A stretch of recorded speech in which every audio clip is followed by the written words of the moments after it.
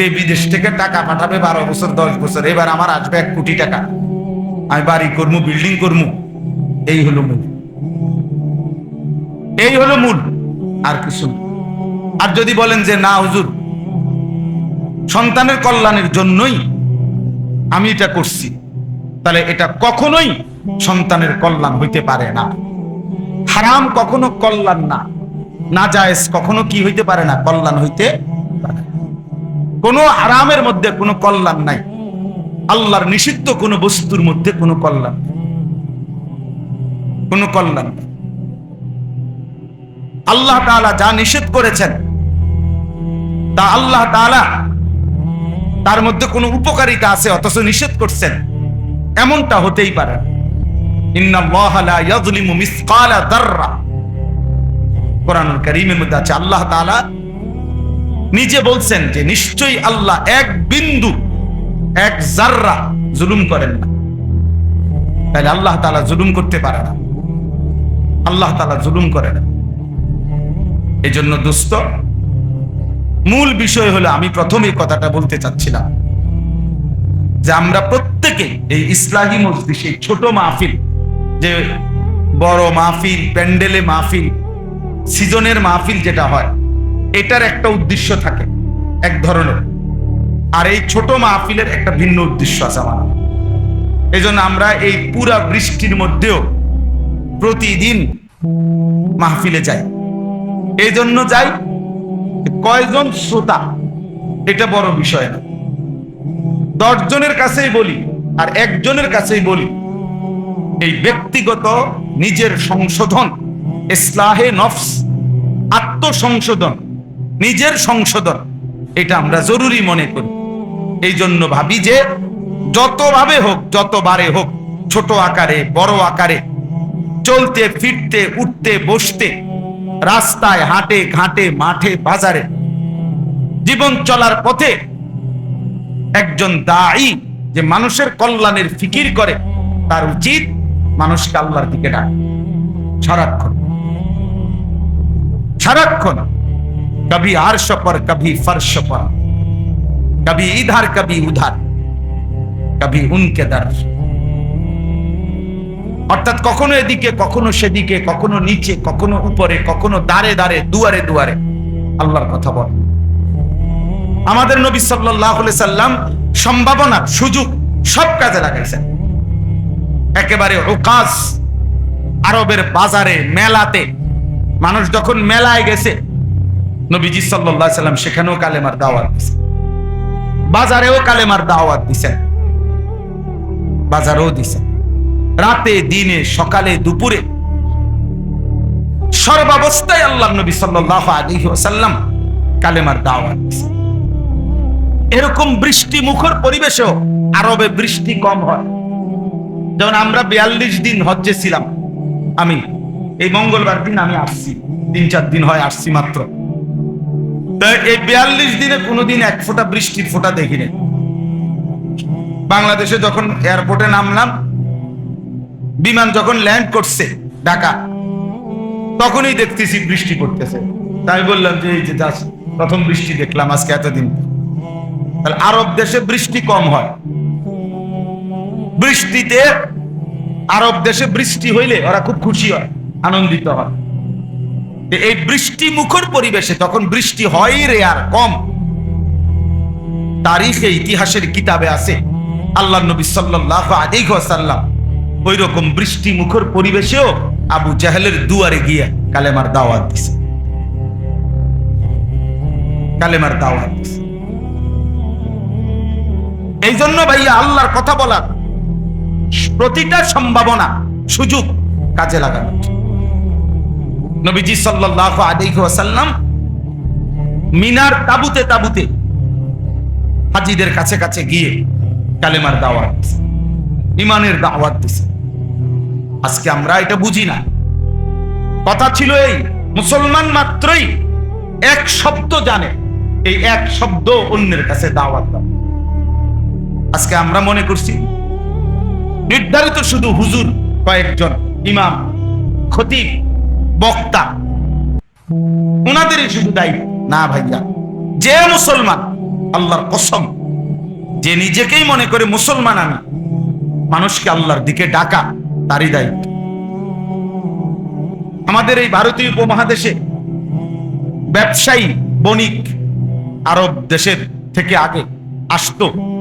এই বণিক মানে ব্যবসায়ীদের দাওয়াতে এই ভারতীয় উপমহাদেশে সবচেয়ে বেশি হিন্দু, সবচেয়ে বেশি মানুষ কালেমা গ্রহণ করছে। কসম, এটা ইমানদারি, এটাই ঐতিহাসিক সত্য। ভারতের একটা প্রদেশ আছে কেরালা, প্রত্যেক বছরই আমরা হজ্জে দেখি ইন্ডিয়ার সবচেয়ে বেশি হাজি, মানে যে কয়জন আসে তার মধ্যে সবচেয়ে বেশি হাজি হলো ওই কেরালা প্রদেশে ভারতের।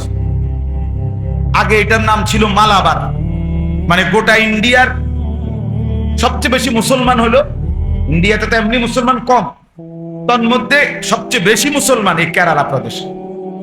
তো এইখানে মালাবার আগে এটার নাম ছিল, ওইখানে এই ব্যাপক পরিমাণ হিন্দু পূর্ব যুগে কালেমা পড়ে মুসলমান হইছে। আরব দেশের ব্যবসায়ী বণিক, ওনাদের দাওয়াত, পূর্ব যুগ থেকে ব্যবসার একটা বড় কেন্দ্র ছিল ওইটা। এই যে সাইপ্রাস একটা দ্বীপ আছে, সাইপ্রাস, ওইখানে যে কয়জন মুসলমান, ঐতিহাসিক কথা হলো সেখানে মুসলিম ব্যবসায়ীদের মাধ্যমে সর্বপ্রথম কালেমার দাওয়াত হয়েছে। আজকের যে শ্রীলঙ্কা, এই শ্রীলঙ্কাতে যে কয়জন মুসলমান, সেখানে প্রথম কালেমার প্রচার প্রসার, ইসলামের দাওয়াত মুসলিম ব্যবসায়ীরা দিচ্ছে। তার মানে কি বুঝাইলাম? অর্থ হইল এক জামানা ছিল মুসলমান মাত্রই দায়ী, মানে আল্লাহর দিকে আহ্বানকারী, আল্লাহর দিকে আহ্বানকারী। প্রত্যেকটা সাহাবায়ে কেরাম কালেমার দাওয়াত দিছে। হাদিসের মধ্যে আছে আল্লাহর নবী সাল্লাল্লাহু আলাইহি সাল্লাম সাহাবাদের জন্য দোয়া করছেন, আল্লাহুম্মা হদি বিহিম, আল্লাহ আমার সাহাবীদেরকে এমন বানান যেন তাদের দ্বারাই, তাদেরকে দেখেই মানুষ হেদায়েত পেয়ে যায়। হযরত শাহজালাল ইয়ামানি, এই যে সিলেটের জমিনে যিনি আসছেন, শাহজালাল ইয়ামানি, তো উনি তো ইয়ামানের মানুষ ছিলেন, এজন্য তো উনার নাম শাহজালাল ইয়ামানি। ইয়ামান এটা আমরা বাংলাদেশের একটা জেলা তো নাকি? কথা বলেন, এটা আরব দেশ। তো আরব দেশে হইলে ওনাদের মাতৃভাষা কি ছিল? আরবি। তো শাহজালালের মাতৃভাষা কি ছিল? তাই উনি সিলেটে আইসা এই বিপুল পরিমাণ মানুষ কালেমাওয়ালা বানাইলেন কেন? শাহজালাল বলে আরবি, মানুষগুলোর ভাষা তো বাংলা, সিলেটের মানুষের মাতৃভাষা কি আরবি? তো ওরা বুঝলো কেমনে ওনার কথা? শাহজালালে বা বুঝাইলো কেমনে, আর ওরাই বা বুঝলো কেমনে? কত ভিন্ন ভাষাভাষী, বুঝলো কিভাবে? বুঝলো হলো এই মহান বুজুর্গদের চেহারা, চোখের পানি, ওনাদের জিকির তসবিহ, ওনাদের চলাফেরা দেখেই মানুষ বুঝছে এরা পবিত্র মানুষ না হয়ে পারে না। অতএব এই চেহারাই, তাদের এই জবান, তাদের এই আচরণটাই কালেমার দাওয়াত হয়ে মানুষ দলে দলে কালেমা গ্রহণ করছে। এই জন্য প্রিয় বন্ধু, এটা বোঝা উচিত। কথা তো ছিল এই, উচিত তো ছিল এই। আজকে আফসোস, আমি আজকেও বলছি যে আমাদের উচিত ছিল যে আফসোসের বিষয় যে আমরা, কথা ছিল এই, একজন মুসলমানের নামাজ আরো সুন্দর কিভাবে করে সেটা করা, ওযু আরো নিখুঁত কিভাবে হয়, ঈমান আমল আরো মজবুত কিভাবে হয়, এইটা শেখানোর কথা।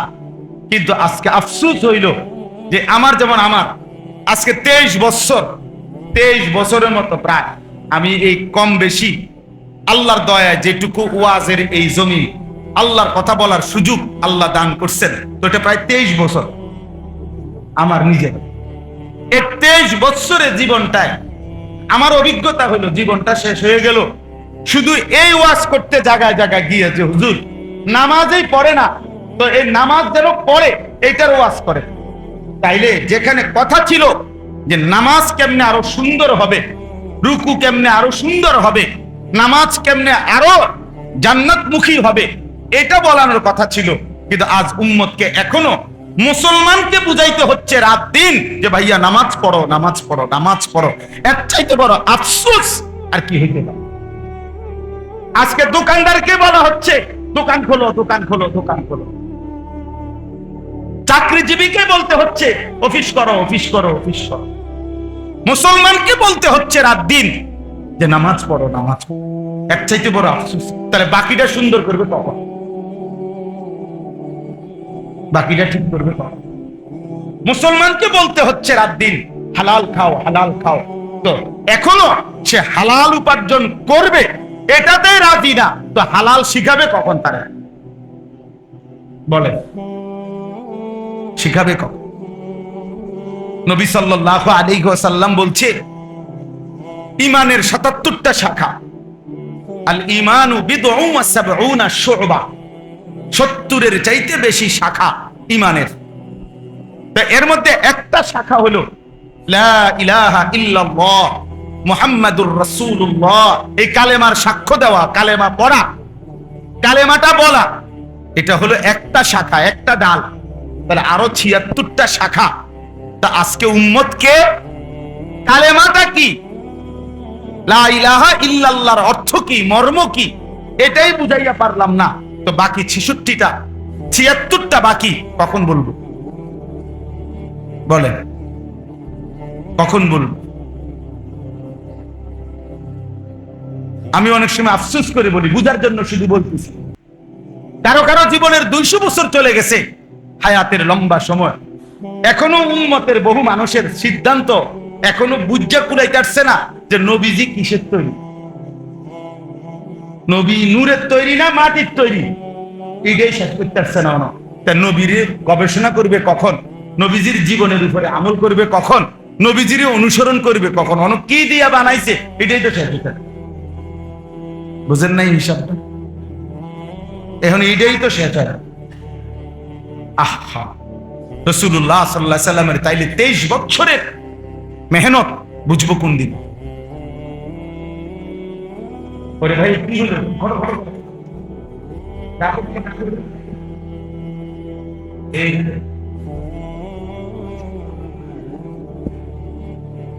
তাহলে ইনসাফের করে ভেবে দেখেন, ইনসাফ করে ভেবে। এই জন্য ভাইয়া অনেক গরম, আমি সবার কাছে অনুরোধ করতেছি, নওজোয়ান ছেলে তোমাদেরকে বলা উচিত ভাইয়া, দিবানিশি আমরা বলতেছি, চেষ্টা করতেছি, আমরা ভাবাইতে চাচ্ছি। তোমাদের কাছে অনুরোধ,